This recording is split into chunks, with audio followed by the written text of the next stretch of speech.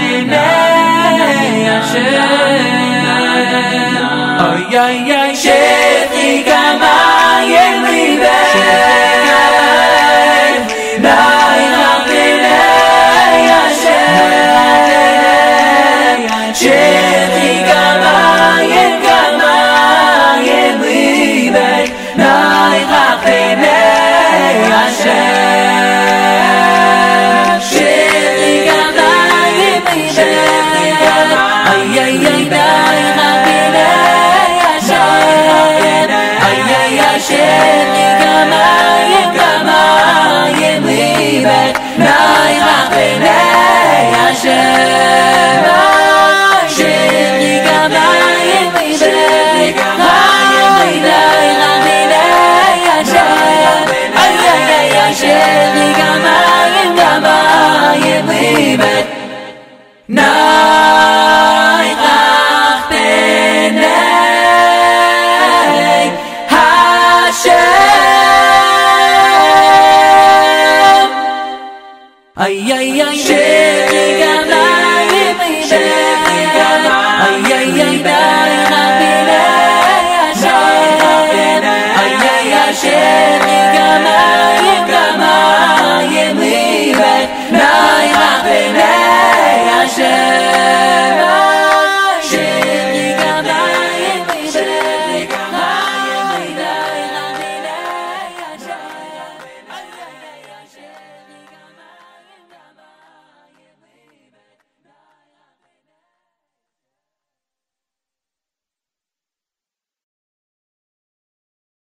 na na na na na na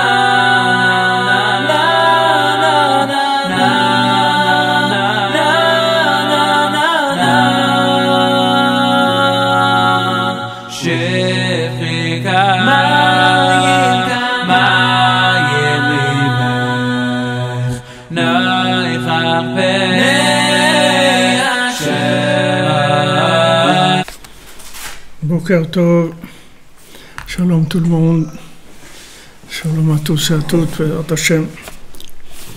Une excellente journée. Alors cette semaine, il y a Baruch Hashem des Yeshuot, on a Rabbi Meir Balanes, on a Rabbi Shimon Bar Yochai, et on a Baruch Hashem Rabbeinu, tous les jours. Et il est là avec nous, Nitzachti Venatzer. Rabbeinu, il a gagné pour chacun d'entre nous. Donc le tout, c'est de tenir dans la joie, de s'accrocher, et Bézat Hashem, on va y arriver dans tous les domaines, dans tous les domaines, il faut rien que s'accrocher, Bézat Hashem, dans la joie.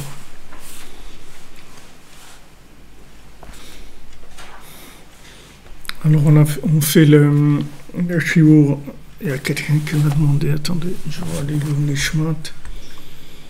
Quelqu'un qui a un Ilul Nishmat aujourd'hui, notre ami Mesavot Shukron, l'Ilul Nishmat de Shimon Ben Siti Shukron.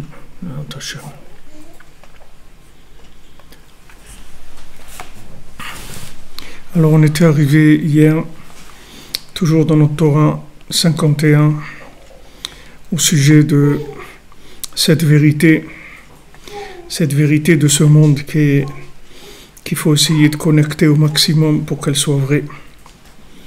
Donc Rabbi Nata hier nous a dit Aven Etev, comprends bien, parce que ce sont des choses qui sont très profondes, et il faut bien comprendre comment la vérité de ce monde, en fait, si elle n'est pas connectée à l'autre, alors elle finit par devenir du mensonge. Si on ne fait pas de l'entretien, c'est comme si on a un véhicule, si on ne l'entretient pas, alors ça finit par tomber en panne. La vérité de ce monde, si on ne l'entretient pas, ça devient après du mensonge. Même si quelqu'un il voit des choses extraordinaires, même si quelqu'un il a vu des miracles, il a vu des choses fantastiques qui l'ont beaucoup motivé, il a eu vraiment des moments d'idéal très très élevés, il était prêt à tout, et il faut savoir que tout ça, ça s'entretient en permanence. Si on n'entretient pas la vérité, elle s'en va. de ce monde. Aussi grande soit-elle, aussi claire soit-elle, aussi évidente soit-elle, elle s'en va. Parce que ce monde-là, il fait de la démultiplication en permanence. Tous les jours, il multiplie, multiplie, multiplie. Et cette multiplication-là, elle déforme la vérité. Donc on est obligé tout le temps de faire des retours, tout le temps de retourner aux sources, de retourner à la case départ et de recommencer à chaque fois. La Hitratchut, dire voilà, aujourd'hui c'est un jour nouveau, moi je sais rien, je sais pas ce qu'il y a eu hier ni avant-hier, je sais pas ce qu'il y aura demain, je sais qu'aujourd'hui je suis là, je sais qu'aujourd'hui je peux faire Isbo des doutes, je peux parler avec Hachem, je peux donner de la tzedaka, je peux prier, je peux étudier, je peux faire des mitzvot. Ce que je peux faire de bien, je fais, mais de façon renouvelée. De façon renouvelée, comme nos sages nous disent, il faut que tous les jours, la Torah, elle soit nouvelle à tes yeux. Tu ne peux pas avoir une ancienne Torah. Il faut qu'elle soit entièrement nouvelle. Alors c'est connu que le dernier Shavuot de Rabbeinu, et Rabbeinu il était à Ouman, bien sûr, puisque Rabbeinu il est venu début Iyar à Ouman, et il est resté jusqu'au 18 Tishri, où il est décédé. Et Rabbi Nathan, il avait l'habitude, après que Rabbeinu soit décédé, Rabbi Nathan, il avait l'habitude de recevoir les élèves à Breslev tous les ans pour Shavuot. Pour Shavuot, il venait à Breslev. Quand Rabbeinu est décédé, Rabbi Nathan, il habitait à Nemirov.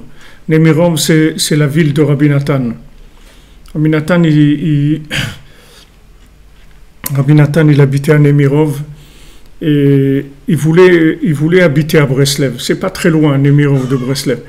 Il voulait habiter à Breslev, mais il savait que son épouse, elle voudrait absolument pas. Donc il n'a pas essayé pendant des années du vivant même de Rabbeinu d'essayer d'habiter à Breslev. Il habitait à Nemirov et il venait à Breslev voir Rabbeinu tout le temps. Puisqu'en fait, Rabbeinu, la grande partie de sa vie, Rabbeinu, il a vécu à Breslev, puisque Rabbeinu, il a vécu à Ouman que quelques mois, c'est tout. Tout ce que Rabbeinu, il a fait dans toutes les années où il a rapproché des gens et tout, c'était à Breslev. Ensuite, il est venu à Ouman. Et Rabbi Nathan, il a eu Minashamaim que il y a toute une histoire, il y a des enseignements à ce sujet-là. Quand Rabbeinu il est décédé, alors Rabbeinu il a dit que quand le tzaddik il est décédé, alors ça fait des incendies dans le monde, il y a des incendies, parce que la lumière qui était retenue, c'est-à-dire qui était canalisée par le tzaddik, quand la lumière elle n'est pas canalisée, alors elle devient du feu. C'est-à-dire qu'il y a des méoré or et des méoré esh, il y a des luminaires de lumière et des luminaires de feu. Maintenant, ce sont les mêmes luminaires à la base, seulement quand la lumière elle est pas canalisée dans des récipients, alors ça devient du feu. Alors Rabbeinu l'explique là-bas dans la Torah 67, dans l'Écoute Moran, que Rabbeinu il a fait cette Torah en fait il l'a faite comme une oraison funèbre pour le Rav Levi Yitzhak du Berdichev, mais en fait il l'a faite pour lui aussi, puisqu'ils sont décédés à 1 an de différence. Il y a là-dessus au-dessus aussi une histoire, c'est que il devait y avoir normalement quelqu'un qui devait partir pour l'homme Israël. Alors Rabbeinu il était prêt, mais Rav Levi Yitzhak de Berdichev il s'est proposé, donc il est parti 1 an avant Rabbeinu, et après c'était Rabbeinu. Alors Rabbeinu, quand il a su que le Rav Levi Yitzhak de Berdichev il est décédé, Rabbeinu il avait beaucoup de peine parce qu'il l'aimait beaucoup, et Rabbeinu il a dit cette Torah 67 alors que personne ne savait encore que le Rav Levi Yitzhak de Berdichev était décédé. Mais Rabbeinu, il le savait, avec le souffle divin, lui savait qu'il était décédé, donc il a dit cette Torah, où il dit que quand maintenant le tzaddik est décédé, alors il y a les luminaires de feu qui se renforcent, donc il y a eu des incendies. l'année où Rabbeinu il est décédé, toute l'année après, il y a eu beaucoup d'incendies. Il y a eu des incendies à Breslev, il y a eu des incendies à Nemirov, il y a eu des incendies à Tchérin, il y a des incendies à Tulchin. Dans toutes les villes, il y a eu des incendies. Et Mina Shamayim, il y a eu des incendies à Nemirov, là où il habitait Rabbi Nathan. Et sa femme, elle a tellement paniqué qu'elle a dit « Allez, viens, on quitte cette ville-là, il y a des incendies et tout, viens, on s'en va à Breslev. » Alors lui, comme on dit, il ne l'est pas fait répéter 2 fois, c'est pas tombé dans l'oreille d'un sourd. Donc tout de suite, le lendemain, même ils sont partis tout de suite à Breslev, ce qu'il attendait depuis des années pour habiter à Breslev. Donc il retenait à Breslev, il recevait, à Breslev, il continuait donc le niam de Rabbeinu. Au début, il faut savoir que Rabbi Nathan, il était brisé complètement du décès de Rabbeinu. C'était pour lui un choc terrible, terrible. Et il n'imaginait pas, il ne pouvait pas s'imaginer. Même que Rabbeinu lui disait, voilà, je vais partir, etc. Il ne pouvait pas imaginer une chose pareille. Et donc, ça a été très, très difficile pour lui. Pendant la première année, il s'est occupé principalement de l'héritage de Rabbeinu pour récupérer l'argent que Rabbeinu l'avait dans plusieurs villes et de redistribuer ça à ses enfants, ses petits-enfants. Et la deuxième année, il s'est dit qu'est-ce qu'il allait faire. Alors, il s'est mis à étudier dans un Beth Midrash là-bas à Breslev, il étudiait. Il s'est fixé du temps d'étude, il étudiait. Mais il n'avait pas du tout, bien que Rabbeinu lui a dit tu vas rapprocher le monde entier. Tu vas rapprocher de Breslev, de mes enseignements, tu rapprocheras le monde entier. Mais Rabbi Nathan, il n'arrivait pas du tout à voir comment une chose comme ça elle allait pouvoir se passer. Il était déjà, lui, entièrement détruit et entièrement désespéré de comment un homme seul comme lui, tout ce qui tenait, c'était avec la force de Rabbeinu. Comment il allait faire maintenant ?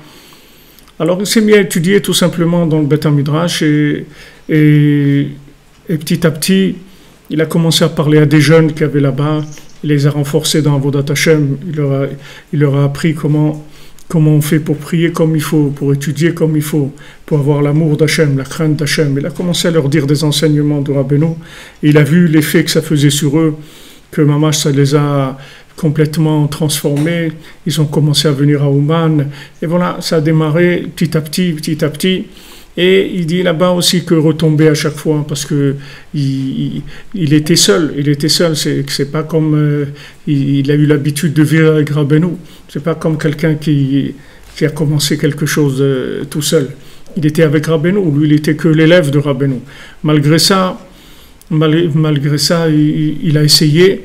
Et comme ça, petit à petit, Hachem il a aidé, qu'il a imprimé la deuxième partie du Likutei Moharan, ce qu'on appelle Likutei Moharan Tinyana. Et après, il a réimprimé le Likutei Moharan, il a réimprimé les Sfarim, tout avec des miracles. C'était tellement, tellement difficile. Chaque chose qu'il faisait, c'était avec tellement de difficultés, tellement de guerre, tellement d'opposition, tellement de pauvreté, tellement de manque pour faire les choses pour Rabbeinu. C'était extrêmement difficile. Donc lui, le dernier Shavuot de Rabbi Nathan, il a fait comme Rabbeinu, il a dit, les amis, Shavuot, cette année c'est à Ouman, pas à Breslev. Bien sûr, personne ne savait pourquoi, mais lui il savait que Rabbi Nathan, que c'était son dernier Shavuot.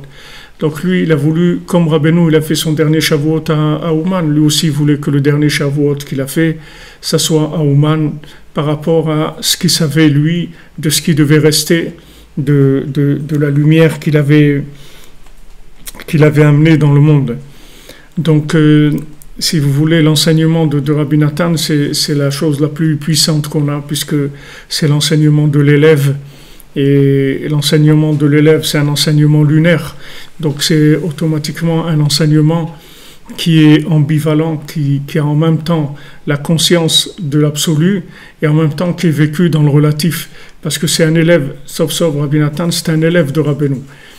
Même s'il était un grand élève, c'est l'un des seuls qui a compris. Mais c'était un élève. Donc le fait que c'était un élève, dans son enseignement, vous avez ces deux côtés-là. C'est-à-dire le côté du Emet, et les côtés du Emet Le'amito, c'est-à-dire vous avez la vérité de ce monde, parce que c'est un élève. Du moment où il est élève, ça veut dire qu'il est lunaire, il a un côté lunaire où il doit capter, et D'un autre côté, il a reçu du maître, du plus grand maître qui a été envoyé dans le monde pour la réparation de tous les univers. Donc en même temps, il a été accroché à des luminaires de niveau très très élevé. Et vous avez les deux en lui. Donc son enseignement, il est beaucoup plus puissant pour nous. C'est-à-dire il nous parle beaucoup plus que l'enseignement de Rabbi Nachman directement. Une fois que maintenant on voit comment lui, il a compris l'enseignement de Rabbi Nachman, alors après, on arrive à étudier l'Écoutez Moharan d'après comment on voit lui, comment il a compris l'Écoutez Moharan. En tout cas, ce dernier Shavuot-là, c'était quelque chose d'assez exceptionnel. Et Rabbi Nathan, quand ils ont ouvert le Echal, l'endroit où il y a les Sifrei Torah, et Rabbi Nathan, il a rentré sa tête dans le Echal et il a pris de Sefer Torah et il a dit voilà, on va recevoir maintenant une Torah, une nouvelle Torah comme il n'y a jamais eu, une Torah entièrement renouvelée.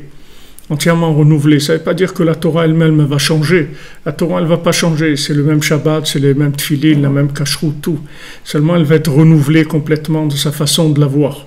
Pourquoi ? Parce que elle va être adaptée à la vie de chacun là où il se trouve. C'est-à-dire, plus l'enseignement est nouveau.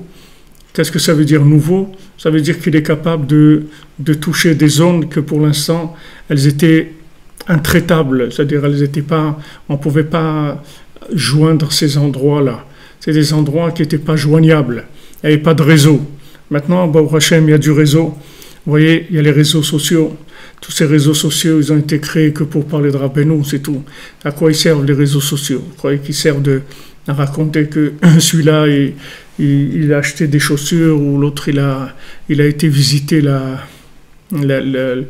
telle ville, ou quelqu'un il a fait ça.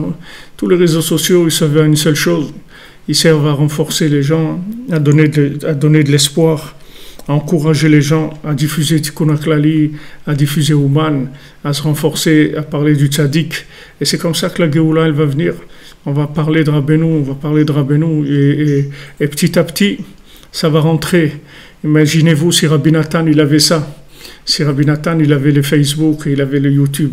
Rabbi Nathan, il aurait fait ça 24 heures sur 24, il serait pas arrêté une minute. Avec les moyens qu'ils avaient, regardez ce qu'ils ont fait. Avec des moyens nuls, des moyens presque rien. Il dit comment, quand il y avait des incendies, il a perdu tous ses écrits, il ne savait plus où ils étaient, après il les a retrouvés, Et quelle vie, comment chaque chose c'était une histoire, chaque chose c'était une histoire. Chaque élément de sa vie c'était une histoire. Aujourd'hui, Baruch Hashem, regardez comment Hashem nous a facilité les choses. Et il faut remercier Akadosh Baruch Hu que Bémet, le tzaddik, il obtient de la miséricorde à chaque fois pour que ça se diffuse de façon plus claire et plus adaptée à chacun. Donc Rabbi Nathan, il dit Haven etev, comprends bien de quoi on est en train de parler. Parce que Rabbi Nathan, même lui, il était censuré, c'est-à-dire dans sa façon de parler de Rabbeinu. Il ne pouvait pas parler de Rabbeinu comme on parle. Même moi, vous voyez, quand je parle un peu fort, un peu truc, j'ai des rabbins des bois qui m'embêtent, qui m'attaquent et tout. Mais moi, c'est rien du tout. C'est pas. Mais Rabbi Nathan, il voulait le tuer, c'est autre chose complètement. Mais même aujourd'hui, c'est-à-dire quand on parle un peu trop clair, c'est-à-dire aujourd'hui, le problème, c'est qu'il y a même des rabbins qui se déguisent en Breslev, parce qu'ils comprennent que s'ils ne se déguisent pas en Breslev, ça ne va pas marcher du tout. Ça ne va pas marcher du tout, parce qu'il n'y a que ça qui marche. Alors qu'est-ce qu'ils font ? Ils se déguisent en Breslev, mais en fait, ils ne sont pas Breslev du tout, ils n'ont rien à voir avec Breslev du tout. C'est des gens, des fois ils viennent à Rosh Hashanah, des fois ils viennent pas, et dire oui, cette année j'ai eu des difficultés, j'ai pas pu venir. Ça existe un Breslev qui va pas venir à Rosh Hashanah. Un Breslev, il va à quatre pattes, il va venir, il va ramper, ça existe pas un Breslev qui va pas être à Ouman en Rosh Hashanah, c'est quelque chose qui est inconcevable. Mais on est dans une génération comme ça où il y a beaucoup de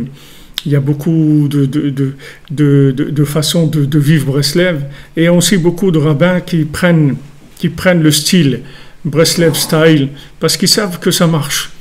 Parce qu'ils savent qu'aujourd'hui, les gens, ils entendent, quand ils entendent ça, ça leur parle. Alors ils prennent le Breslev style, mais ils sont pas Breslev, il ne faut pas croire Breslev. Lev Bassar, ils n'ont pas leur vie entière avec Rabbeinu, ils n'ont pas se lever à Chatzot tous les soirs, prier pour le Korban Bet Hamikdash, ils font pas toutes les choses que Rabbeinu il a dit de faire. Parler 1 heure avec Hachem tous les jours. Il faut regarder les. Qu'est-ce que ça veut dire Breslev? C'est pas parce qu'ils disaient oui, Rabbi Nachman c'est un très grand tzaddik, c'est le grand tzaddik, etc. Mais c'est tout mélangé avec d'autres choses, avec beaucoup d'autres inyan. Le inyan de Rabbeinu, il ne faut pas le mélanger. Il faut mélanger avec rien du tout. Rabbeinu, c'est Rabbeinu. Rabbeinu l'a dit, j'ai terminé, je vais terminer. J'ai gagné, je vais gagner. Rabbeinu, il a terminé. C'est pas quelque chose qu'on mélange. Il n'y a pas des sauces. On ne met pas la sauce comme ça et la sauce comme ça. Rabbeinu, c'est tout. C'est pas shoot. C'est quelque chose de simple et de clair. Et il n'y a pas de mélange avec quoi que ce soit. Donc Rabbi Nathan, il nous a transmis Rabbeinu comme il faut le comprendre, comme il faut le vivre. Et c'est de lui qu'on sait, ce que ça veut dire Breslev. Sinon, on ne saurait pas. Comment on saurait que la lumière de Rabbeinu, qu'est-ce que c'est? Mais Baruch Hashem, il y a eu un élève comme ça, qui a représenté l'élève parfait, comme dit Avraham ben Nachman, l'élève qu'on attendait depuis la création du monde, que cet élève y vienne. Et il est venu, cet élève qui symbolise la lune de façon parfaite, et il a commencé à traduire et à mettre à la disposition du public les enseignements de son maître.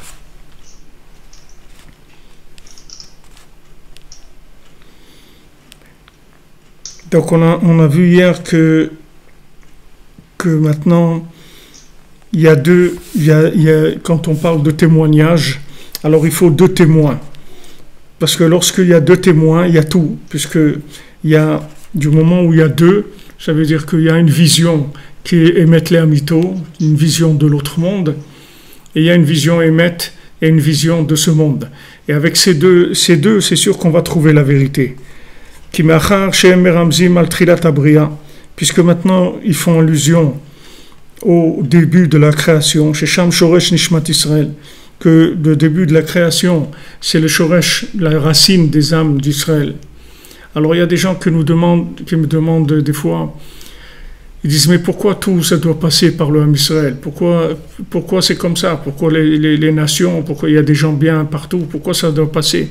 Alors ce sont des choses qui sont des choses techniques. C'est comme si vous dites pourquoi un bananier doit être comme ça? Pourquoi un bananier ne vit pas dans l'océan Atlantique? C'est comme ça. Il y a des choses qui sont des choses techniques. Les âmes du peuple juif, elles ont été créées bien longtemps avant la création du monde. Donc maintenant, quand il y a la présence de Neshamot Israël, des âmes d'Israël, alors il y a une vérité qui est très forte, qui vient de l'autre monde. Et c'est sûr qu'ils ne vont pas dire du mensonge, parce que c'est une vérité qui vient d'un niveau très élevé.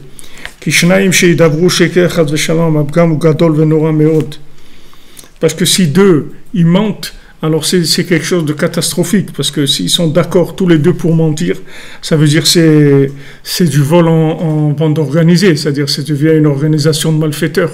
2 qui se mettent d'accord pour mentir, c'est très grave. Alors ils donnent une emprise de shalom au mensonge, ils donnent une très grande emprise au mensonge.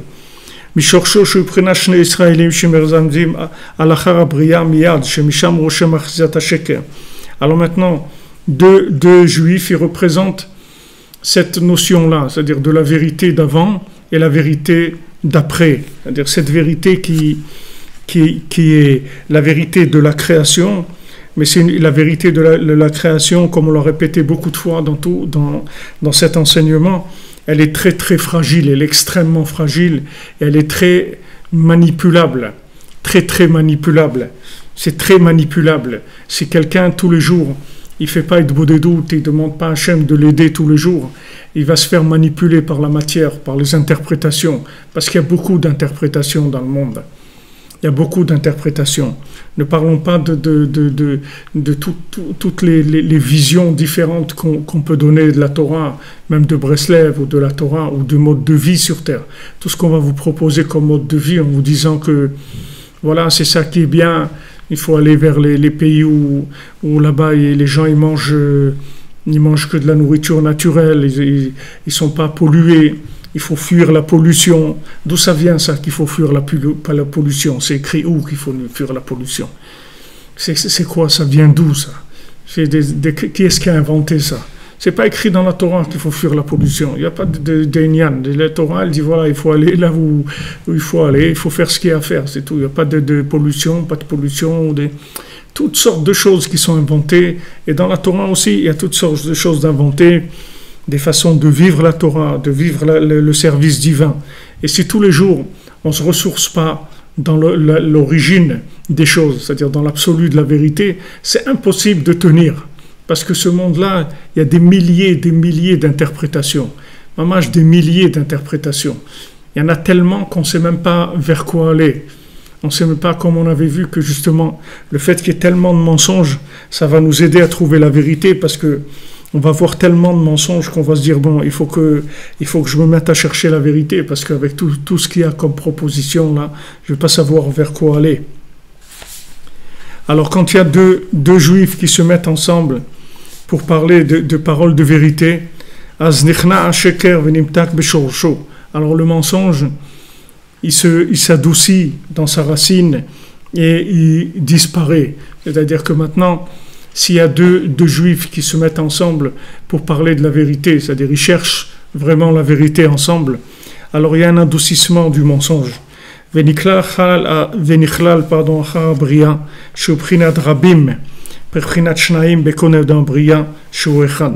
Alors à ce moment-là, il y a toute la notion d'après la création qui s'appelle Rabim, qui s'appelle le chiffre, le nombre, qui s'appelle 2. Alors tout ça, ça s'inclut dans Echad.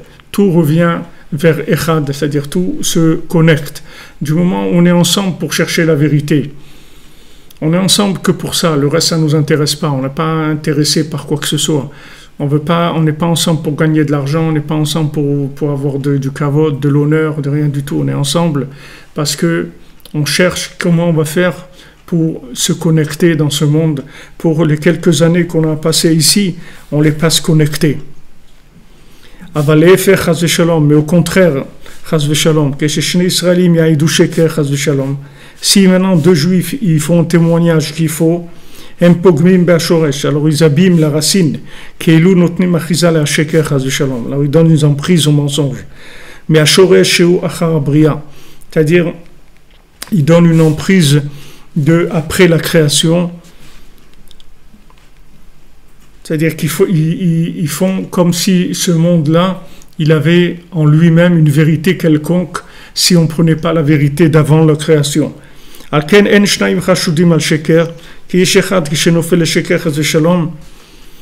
que c'est pour ça qu'on ne craint pas que deux ils vont mentir ensemble. En général, quand il y a deux témoins, on sait qu'il va y avoir la vérité qui va sortir.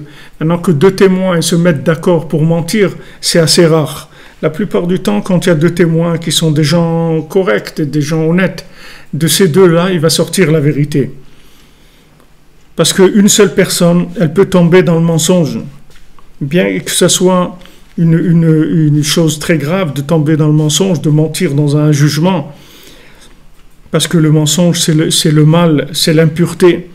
C'est comme s'il s'arrache lui-même de la racine de la vie et qui tombe dans la multitude des interprétations et qui s'éloigne de un. Que là-bas, c'est la racine des Neshamot Israël, la racine des âmes juives.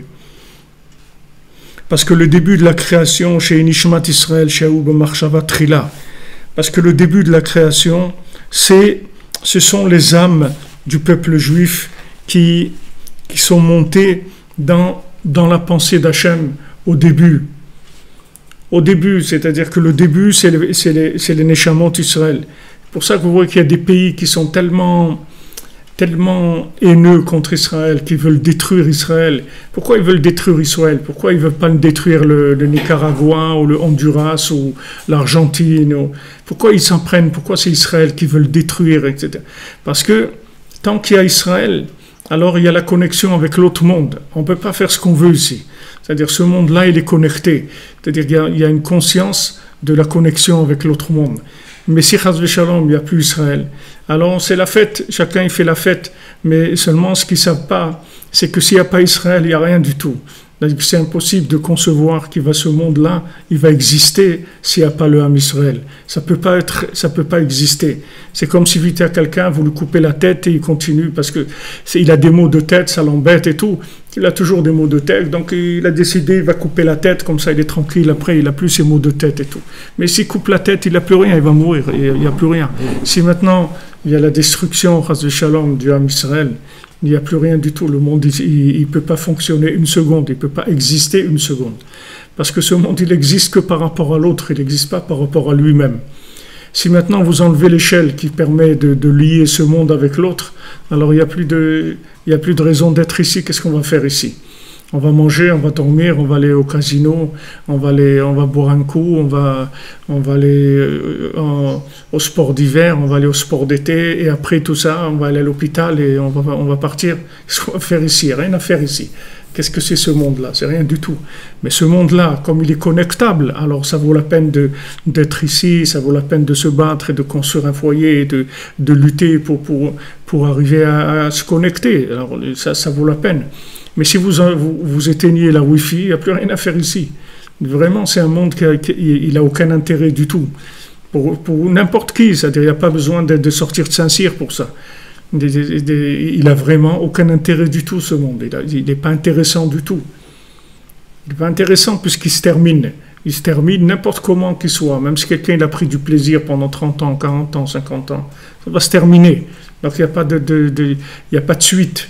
Si ce monde il n'est pas connecté, il ne sert à rien. Maintenant, l'outil de connexion de tous les univers, c'est l'âme Israël. Hachem, il a d'abord créé les âmes du âme Israël. Et après, toutes les autres âmes, elles vont recevoir de la connexion grâce au Neshamot Israël. Du moment où l'âme Israël il a reçu la Torah, alors il a reçu la force de transmettre aux nations la possibilité de se connecter avec Hachem. Et ça, c'est le fondement du monde. Parce qu'au début de la création, que le début de la création, ce sont les âmes du Ham Israël qui sont montées dans la pensée d'Hachem au début. Yadain Kulo Echad, là-bas c'était encore entièrement un, c'est-à-dire il n'y avait pas encore de vision, dualitaire, on ne voyait pas binaire, il n'y avait pas deux, il n'y avait que un, tout était un.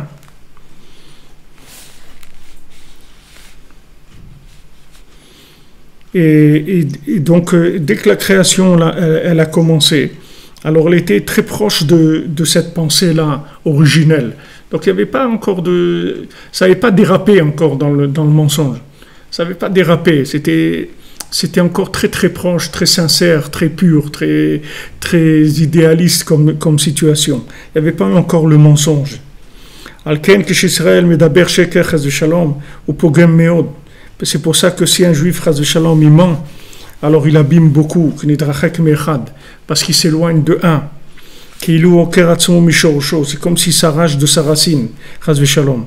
Aval alfel piken, כשאיש אחד אומר שקר, אין הפגם גדול כל כך כמו שניים כשמעידים יחד על דבר אחד בשקר חס ושלום. Mais même un qui ment, c'est pas comme si c'est deux qui viennent témoigner un mensonge. Si des deux se mettent d'accord pour mentir, c'est beaucoup plus grave. Parce que quand deux ils disent la même chose, ça veut dire que maintenant il y a le nombre qui s'inclut dans un. Et ça c'est donc après la création qui est proche d'avant la création, puisque ces deux-là maintenant ils donnent un, c'est-à-dire qu'ils sont d'accord sur une seule chose. Mais si maintenant ils se mettent d'accord pour mentir, alors là ils se donnent une force au mensonge qui est très forte depuis la racine. C'est-à-dire que Mamash il monte au début pour donner de la force au mensonge. C'est pour ça que vous trouverez toujours dans les grands mouvements politiques ou philosophiques vous trouverez toujours des juifs qui sont dans le communisme ou là où il y a eu des grands mouvements politiques. Mai 68, voilà, qu'est-ce qui a fait Mai 68? C'est des juifs qui a fait Mai 68. Pourtant, il n'y a pas que des juifs en France. Mais des comme Bendit ou des Beni Lévi, il n'y en a pas, c'est tout. Vous pouvez dire ce que vous voulez, mais il y a pas de gens qui ont fait mai 68, c'est des juifs qui ont fait mai 68, parce que si on ne prend pas des juifs, le mensonge ne peut pas marcher. Le mensonge ne peut pas marcher, parce qu'il n'y a que le juif qui peut faire monter le mensonge et le faire ressembler à de la vérité. Parce que lui, comme il vient d'avant la création, que sa racine, c'est une vérité d'avant la création. Donc quand maintenant il prend en main une vérité de ce monde, il lui donne cette dimension-là, c'est-à-dire de vérité très très élevée. Donc tous les grands mouvements, on a toujours poussé des juifs à participer à ces grands mouvements-là, de manière à accréditer ces choses-là, leur donner de la force. Donc il dit ici, quand il y a deux juifs qui se mettent d'accord pour mentir, alors c'est très grave. Parce que là, ça devient une erreur très grande et très redoutable.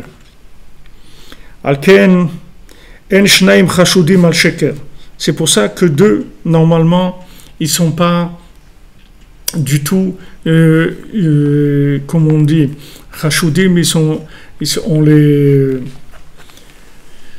Chashud, ça veut dire quelqu'un qui... On ne va pas douter d'eux.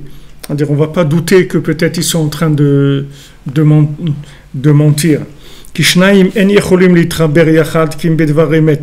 Parce que normalement, deux, ils ne se mettent ensemble que par rapport à une vérité. Que justement, le nombre, il se remet ensemble pour aller vers un. Mais pas à shalom du mensonge. C'est-à-dire, quand on est plusieurs, en général, il y a toujours un niveau de vérité parce qu'on veut chercher quelque chose qui va élever tout le monde. C'est pas qu'on va se mettre ensemble pour de la folie. On est ensemble, voilà, des gens qui sont, merci, c'est des gens qu'on soupçonne. On va pas soupçonner deux personnes que peut-être elles mentent. Chez Nichlal Bekodem Abriya, chez Karot Aloui Behemet, que toute la vérité, c'est-à-dire tout le principe de la vérité, c'est quand on connecte ces deux, c'est-à-dire la vérité d'avant et la vérité d'après, qu'elles sont tout le temps ensemble. Ça s'appelle la vérité. Mais sur le mensonge, on ne peut pas s'unir. Donc c'est extraordinaire, c'est-à-dire que normalement, le mensonge, il ne permet pas de s'unir. C'est-à-dire que quand on dit, voilà, l'amour de David et Jonathan, l'amour de David et Jonathan, l'amitié qu'il y avait entre David et Jonathan, c'était une amitié, un amour extraordinaire dans lequel il n'y avait aucun intérêt. C'est-à-dire c'était pas une amitié pour profiter de ce monde, de quoi que ce soit. C'était une amitié qui était pure. C'est-à-dire que normalement, lorsque on se met ensemble, quand il y a de la paix, quand il y a de l'amour entre les gens, automatiquement on va vers Echad. Puisque maintenant le mot lui-même en hébreu, Ahava, amour, c'est Echad, c'est la valeur numérique de Echad. Mais quand on se met ensemble et qu'il y a du shalom, alors on est automatiquement orienté vers un. C'est-à-dire on a envie de trouver quelque chose qui puisse nous unir à tous. C'est-à-dire qu'on se trouve tous notre bonheur là-dedans. Donc le lien d'être ensemble, c'est quelque chose qui aide beaucoup pour aller vers la vérité.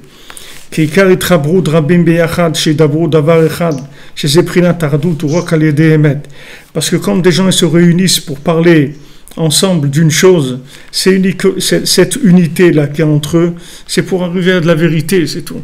C'est pas du mensonge. On ne se réunit pas pour parler du mensonge. On se réunit pour parler de vérité, c'est-à-dire parce qu'on est conscient que chacun on a une petite partie de la vérité et on a envie d'avancer et de grandir.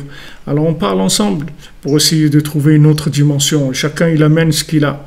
Et comme on est ensemble et on est béchalom, ça donne une révélation de vérité très élevée.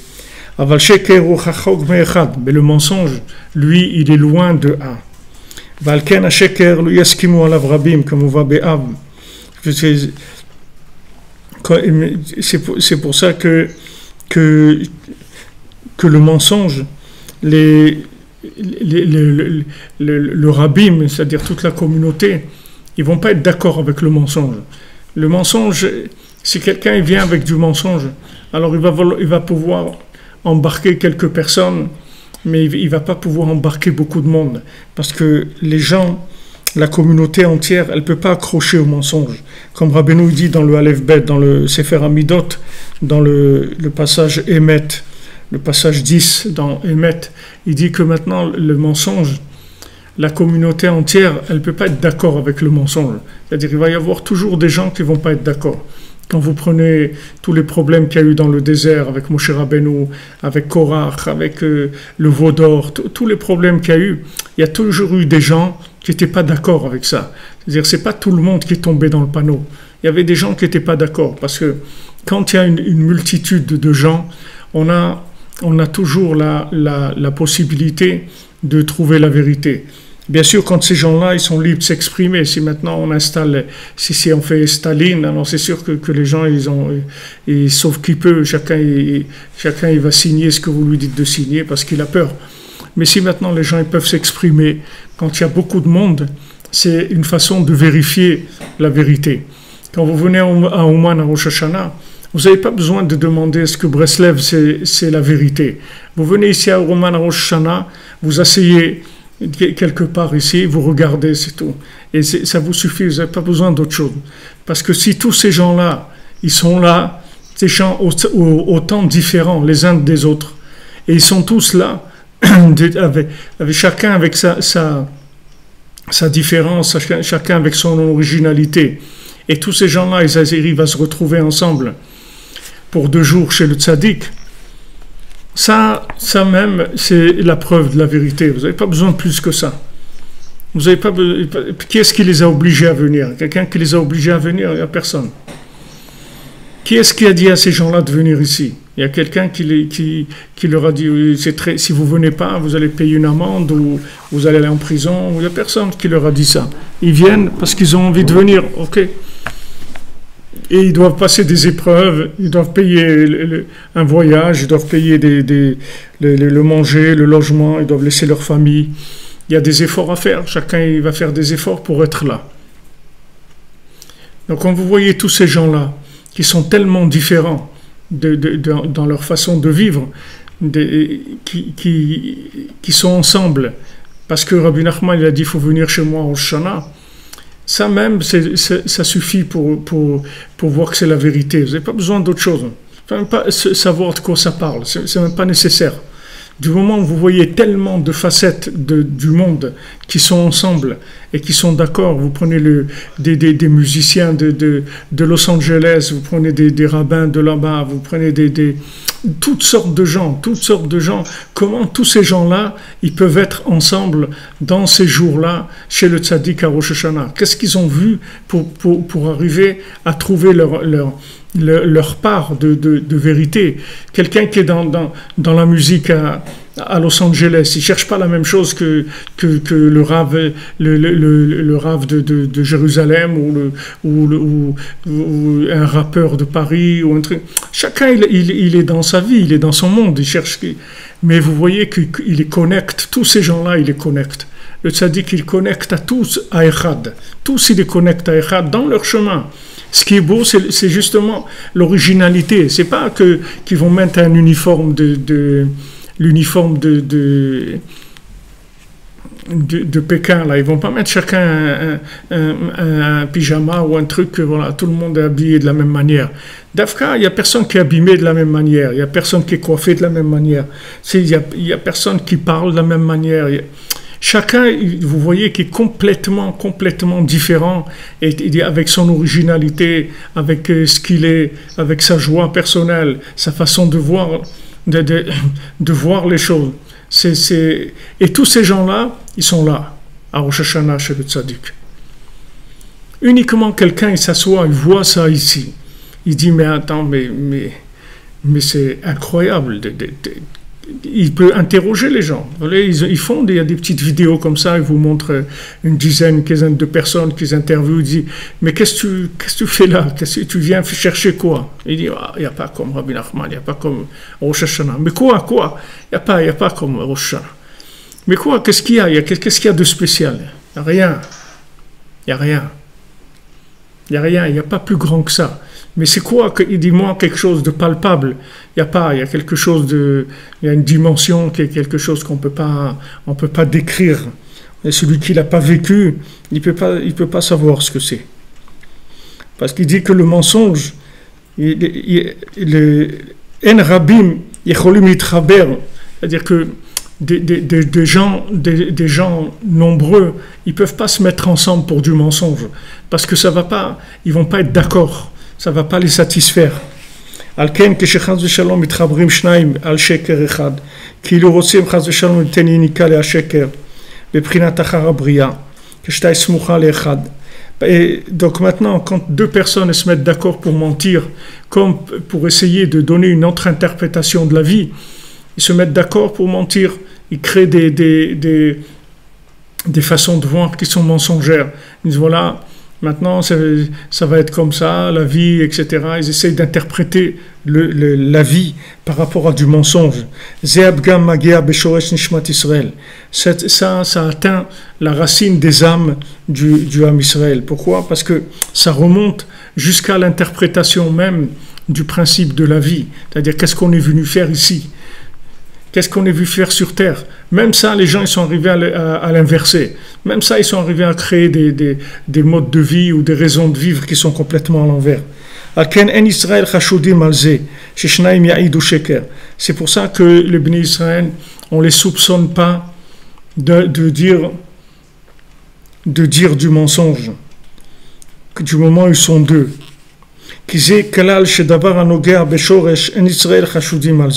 Parce qu'on a un principe général que lorsque quelque chose a un rapport avec la racine, alors les Bnei Israël ne sont pas soupçonnés de mentir là-dessus. Maintenant, c'est pour ça que si on a un seul, alors on peut le faire jurer. C'est-à-dire pour jurer, on n'a pas besoin de deux. Pour témoigner, il faut deux. Mais pour jurer, un seul, il peut jurer. Parce que quand on jure sur le nom d'Hachem. Donc c'est quelque chose de très fort. Parce que quand on dit jurer, c'est avec le nom d'Hachem.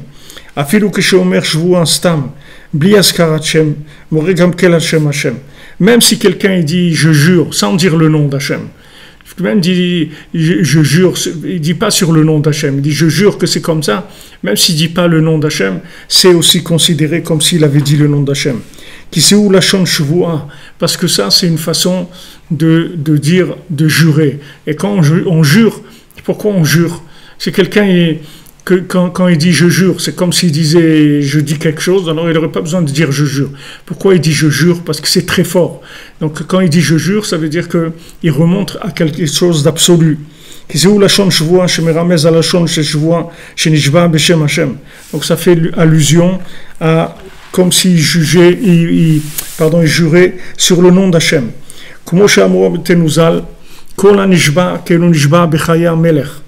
Tout celui qui jure, c'est comme s'il jurait sur la vie du roi. C'est-à-dire, c'est mamash il jure sur le nom d'Hachem. Nimsa sheshvoa ibeshem Hachem. Donc, quand on jure, c'est toujours le nom d'Hachem. Beshem Hachem ou shoresh abriya kivyechol. Maintenant, le nom d'Hachem, c'est la racine de la création. Kikodem abriya, Hachem itbarach meromem mitale afilu mikol haneshamot, mikol hashemot kayadua. Parce qu'avant la création, Akadosh Baruch Hu, il est au-dessus de tout, même des noms qu'on peut lui donner. Il n'y a même pas d'attribut. Veikar Hashem, ou Prinatachar Abriya. Quand on donne un nom à Hashem, c'est après la création. Parce qu'avant la création, il n'y a même pas de nom. Parce que le nom même, c'est une contraction, c'est déjà une création. Un nom, un attribut, c'est déjà quelque chose. Donc avant, il n'y a même pas d'attribut, il n'y a rien. Parce que quand Akadosh Baruch Hu, il a vu créer les mondes, Hachem, il s'est habillé dans des noms. Ici, il a pris des noms pour s'habiller dans ces noms. Nimsa, sheikar achizat abriya meprinat shem Hachem. Donc maintenant, toute la création, elle vient du nom d'Hachem. C'est-à-dire que le nom d'Hachem, c'est la première contraction de l'infini. pour entrer dans des notions palpables. Quand on dit Hachem, il est grand, Hachem, il est miséricordieux, Hachem, il est gadol, il est nora, il est redoutable, Hachem, il est gibor, il est fort. Tous ces attributs qu'on donne à Hachem, ça, c'est pas Hachem, c'est un vêtement d'Hachem, c'est un attribut d'Hachem. Alors, ces attributs d'Hachem, c'est les premières contractions de l'infini pour pouvoir le capter dans ce monde. Donc toute la création, elle est, en fait, elle est accrochée sur le nom d'Hachem. Maintenant, comme dans la création, il y a une emprise du côté négatif, et le mensonge,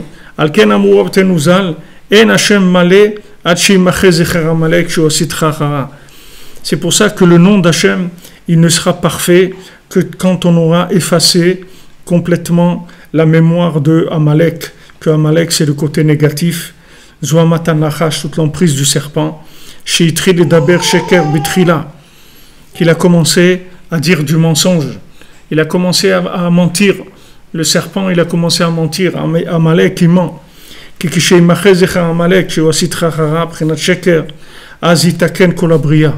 parce que lorsqu'il y aura la disparition du Zecher de Amalek, de la mémoire de Amalek, qui est le côté négatif, qui est le mensonge, tout le monde sera réparé. Parce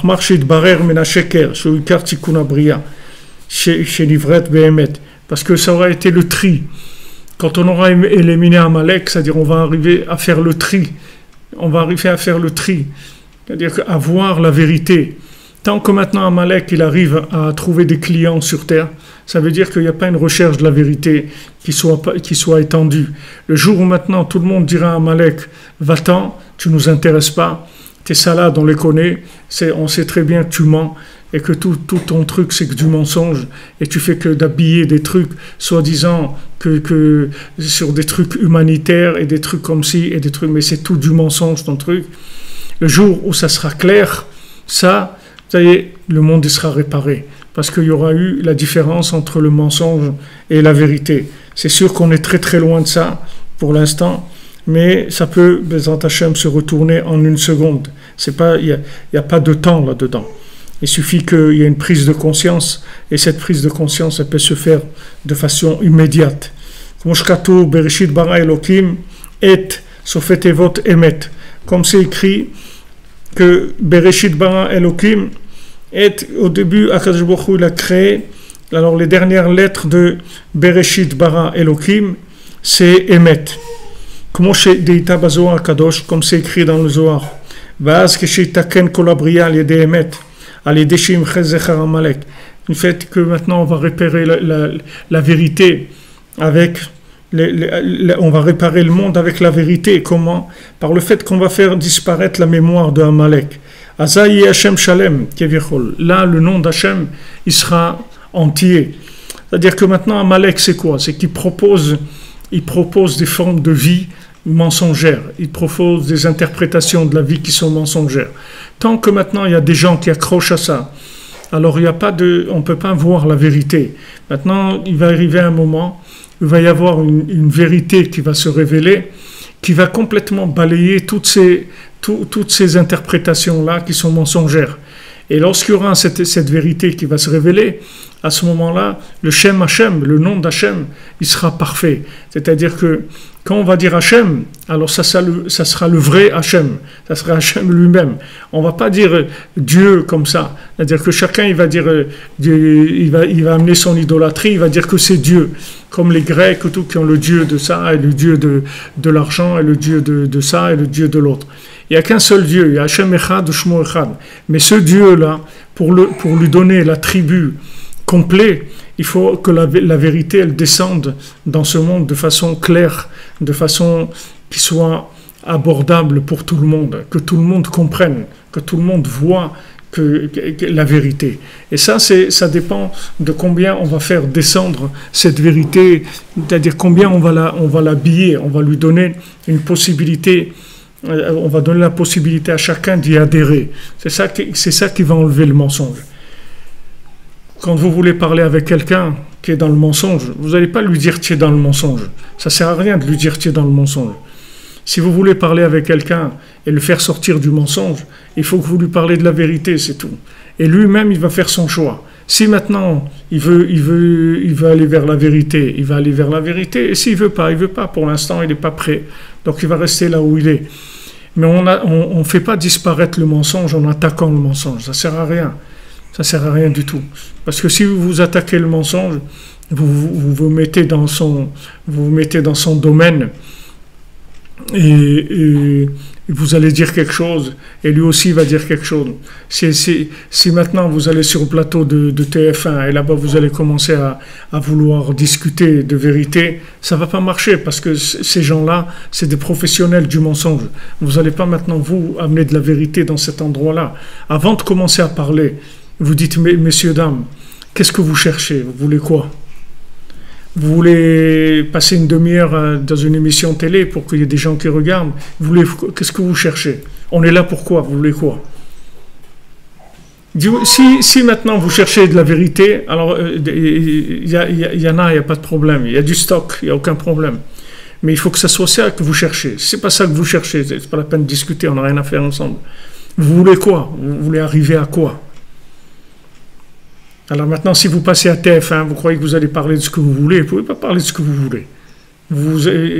On va vous dire, voilà, ça, il ne faut pas parler de ça, il faut dire comme ça, il faut pas parler contre Macron, il ne faut pas parler contre ça, il faut parler sur ça, il faut faire attention. C'est-à-dire, c'est des choses qui sont déjà quadrillées. C'est pas, vous pouvez pas.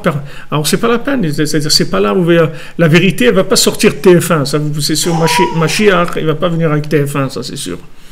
C'est pas là où vous allez trouver le Mashiach. Peut-être vous allez le trouver parce que ça va vous écœurer tellement, vous allez chercher le Mashiach, mais c'est pas de là-bas qu'il va sortir de façon claire.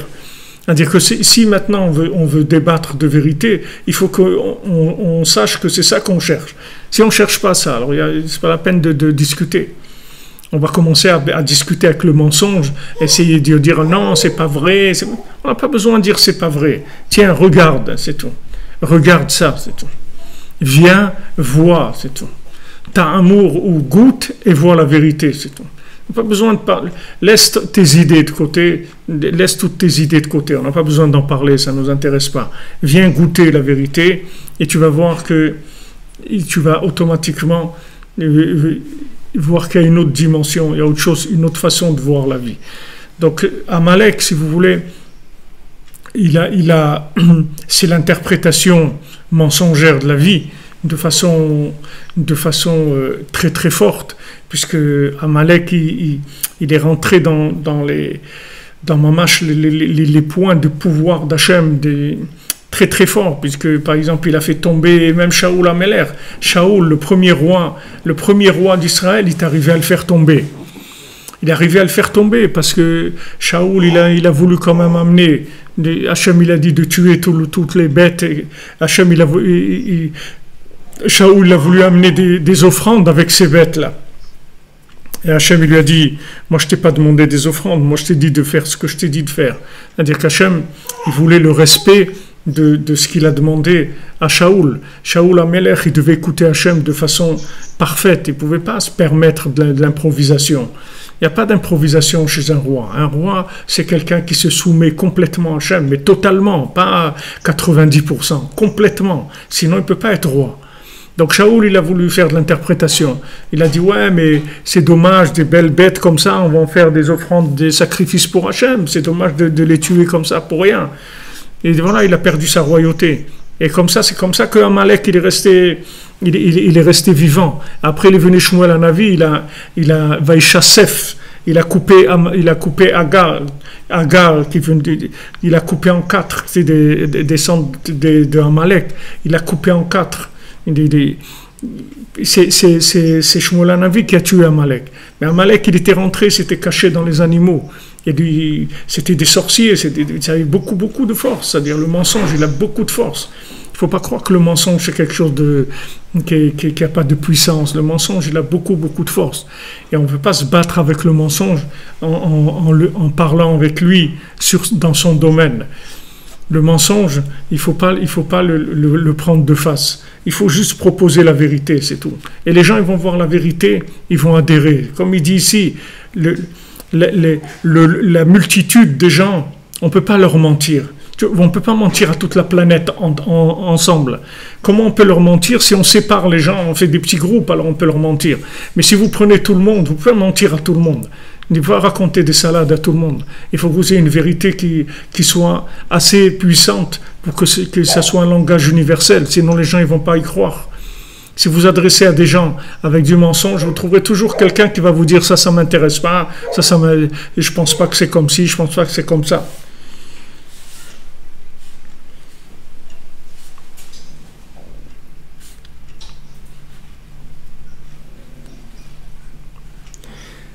Alors quand maintenant Amalek il arrive à interpréter de façon mensongère, en fait ce qu'il fait c'est que il abîme le nom d'Hachem. Le nom d'Hachem, c'est-à-dire on n'arrive pas à donner la tribu qu'il faut à Hachem.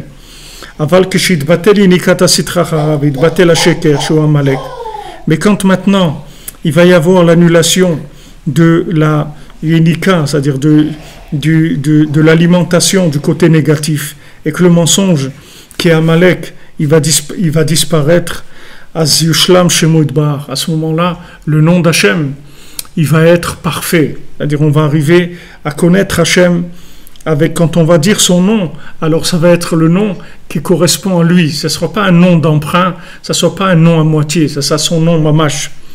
C'est pour ça que quand un juif il dit quelque chose et il jure, alors il attache cette chose-là au nom d'Hachem.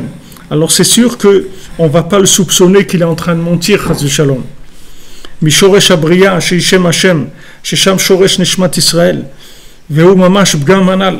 Alors on va pas dire qu'il va rentrer comme ça, aller à la racine même de la création et là-bas créer un faux nom d'Hachem.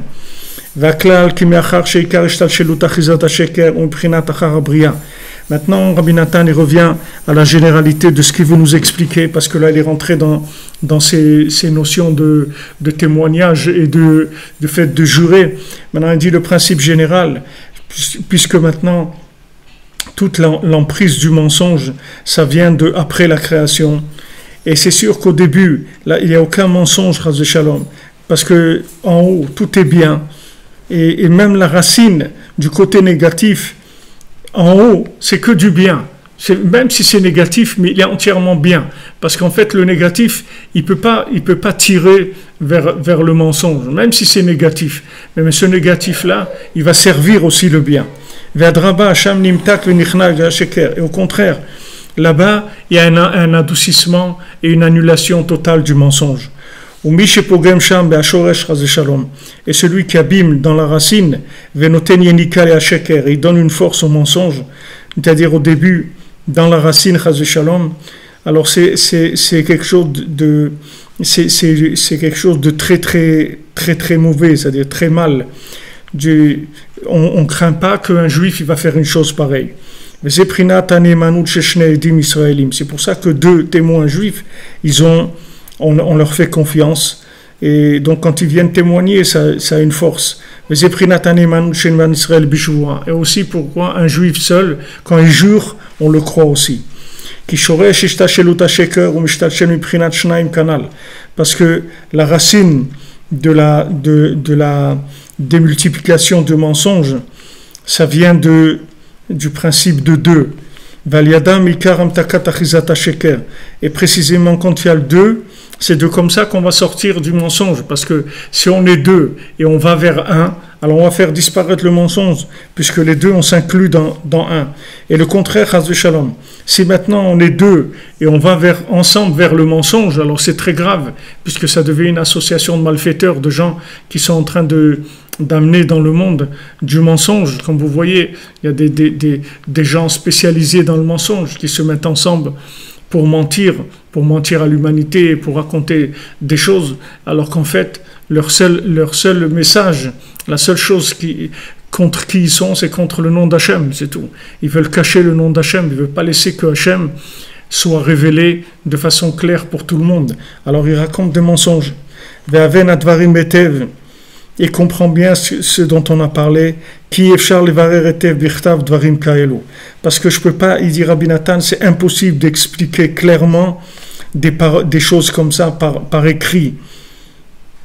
C'est impossible d'expliquer des choses comme ça par écrit. C'est très difficile d'écrire sur des choses comme ça. Parce que ce sont des notions qui sont très élevées. Bon, Hachem, Rabbi Nathan, il simplifie et on essaye d'ouvrir au maximum pour donner accès. Mais il y a beaucoup de parts personnelles que chacun il doit chercher en lui pour comprendre ces choses-là. Ce n'est pas des choses qu'on peut expliquer entièrement et amener ces éléments-là de manière à ce que ça soit évident. Chacun il doit participer s'il veut que ça soit évident pour lui. Chacun il doit chercher là-dedans. Alors demain, Bezat Hashem, on continuera et on finira ce passage parce que c'est une petite halakha. C'est une petite halakha et après on continuera encore Bezat Hashem dans ce l'écouter halachot sur la Torah 51. Mais là on rentrera déjà dans une halakha beaucoup plus longue qui va nous amener pratiquement, je crois, jusqu'à la fin de l'étude, puisque la prochaine halakha elle va aller jusqu'au bout. C'est-à-dire que la prochaine halakha qu'on va faire dans l'écoute halachot, elle va faire environ 11 pages, 12 pages. Donc ça sera la dernière halakha qu'on fera sur la Torah 51. Ça prendra encore quelques semaines ou quelques mois, Bezat Hashem. Alors je souhaite beaucoup d'atzlacha à tous. Beaucoup d'atzlacha, beaucoup de réussite.